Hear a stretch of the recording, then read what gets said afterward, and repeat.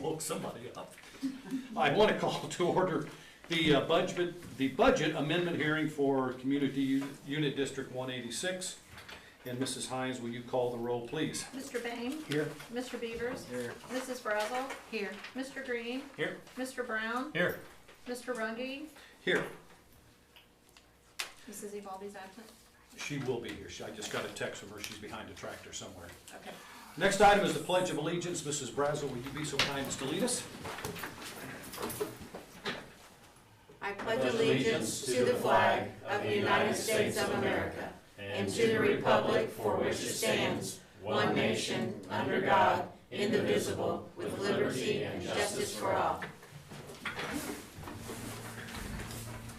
Next item is the approval of the agenda. Dr. Evers, are there any additions, corrections to it?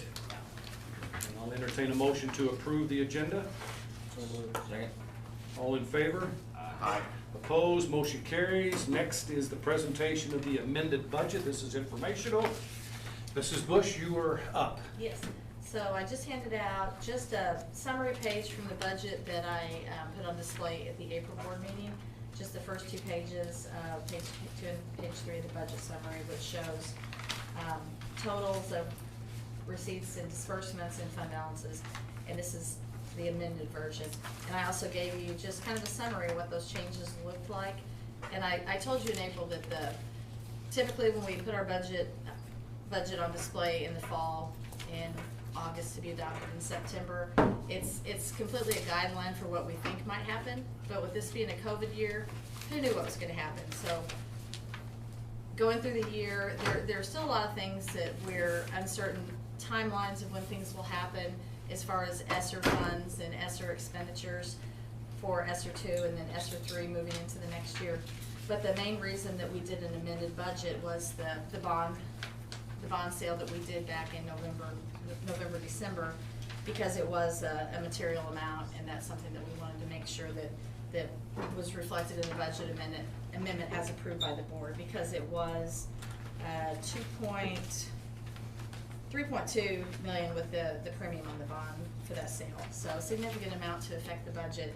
But truly, a lot of the other increases and decreases as we went through were increases to make property taxes reflect what's actual, which actually was a lot better. I shouldn't say a lot better, but better than what we anticipated. So collections were up in a year that we thought maybe that wouldn't be the case for taxpayers, since they had a delayed time to make those payments until November without any penalties. Thought we might see that.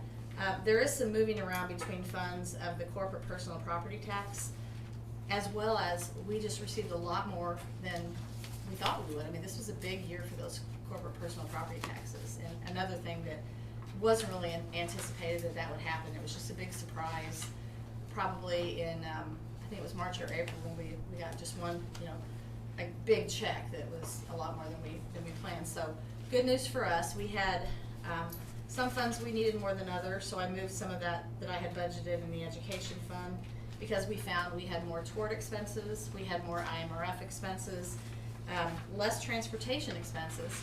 So we were able to just shift those things around where we need them to make sure that we weren't deficit spending in any of those smaller fund balances that we have.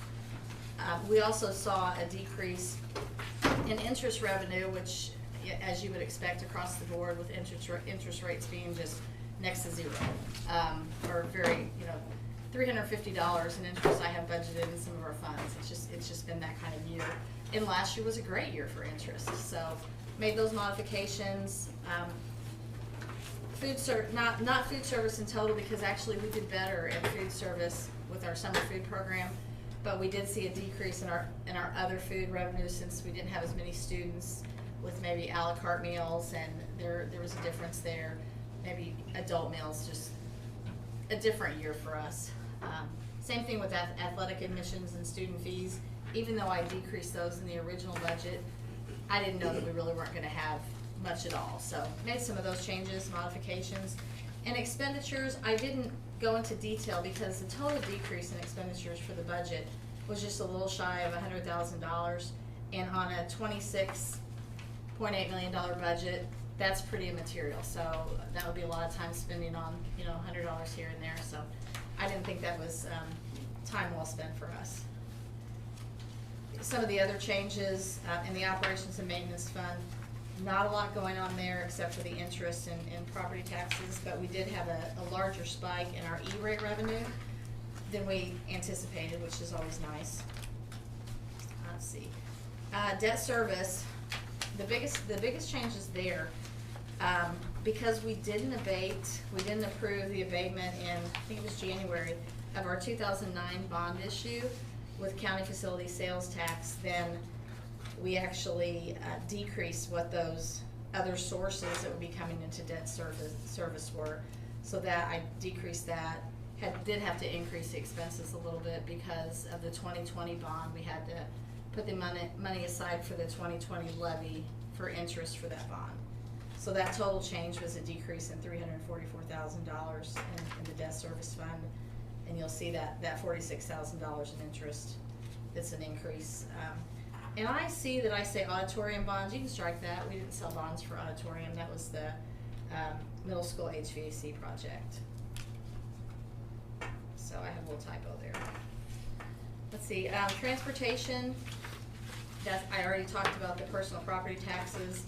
Because we did have a decrease in anticipated transportation expenses of $25,000, I did decrease the corporate personal property taxes there and move that to other funds where it was needed. Very, very few field trips, just a few local trips to the park and other schools. And as you know, because our athletic seasons were shorter, we had a lot less trips than anticipated. And I'm sure you saw on your schedule bills a lot of transportation expenses on this last schedule.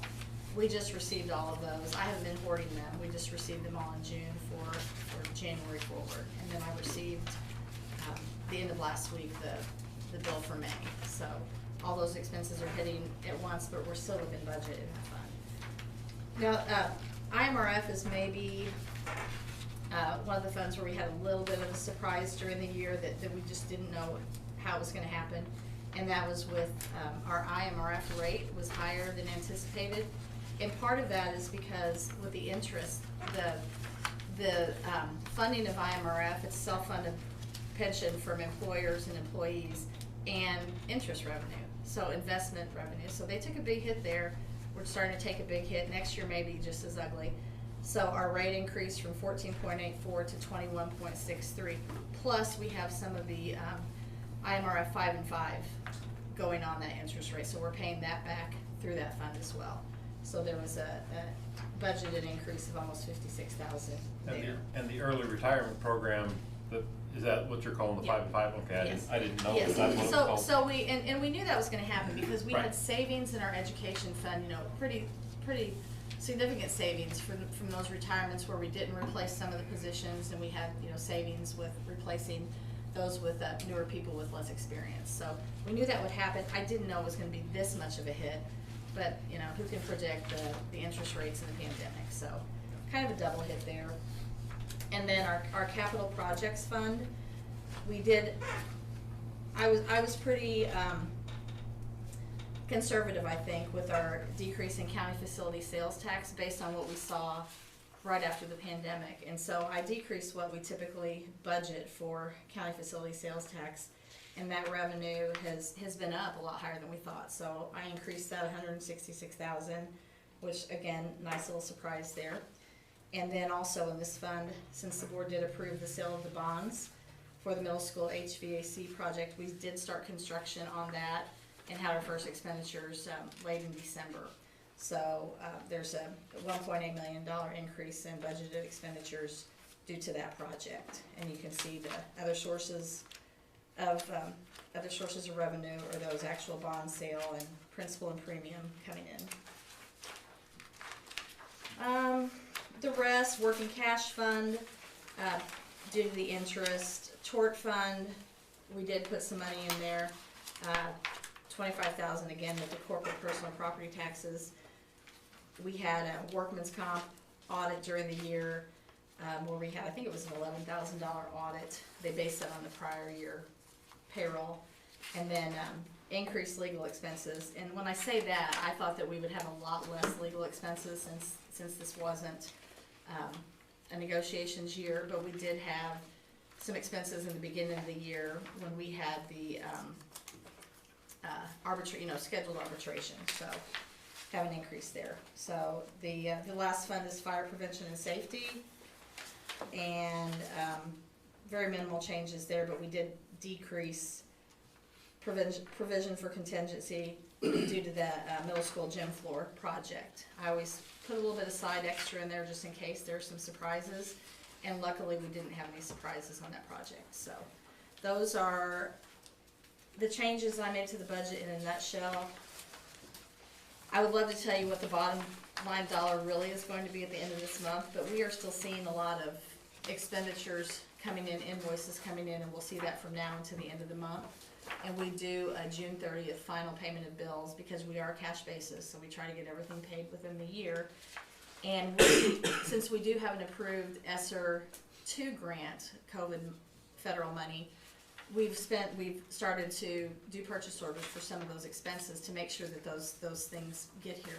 The big, what do we call them, the smart boards or Promethean boards, the big panels. Interactive.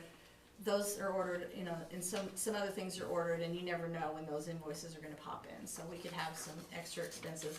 But at the end of May, we were looking pretty good, so I still think that we'll be sitting in a good position.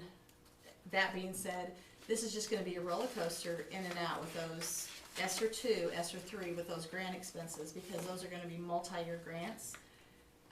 And the revenues and expenses are not gonna hit us in 1 year and be clean like some of the grants typically are. So I will just kind of keep you apprised of where we are as we go. Any questions from the board?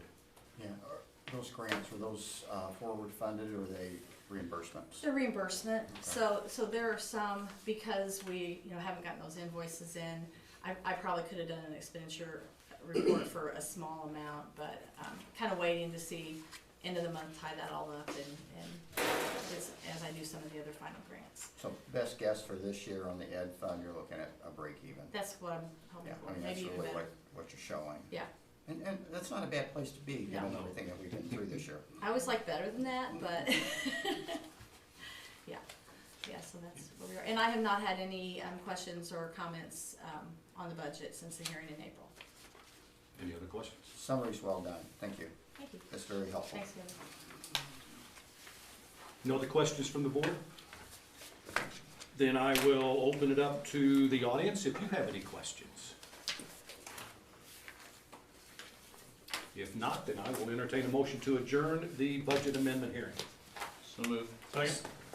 All in favor? Opposed? Motion carries.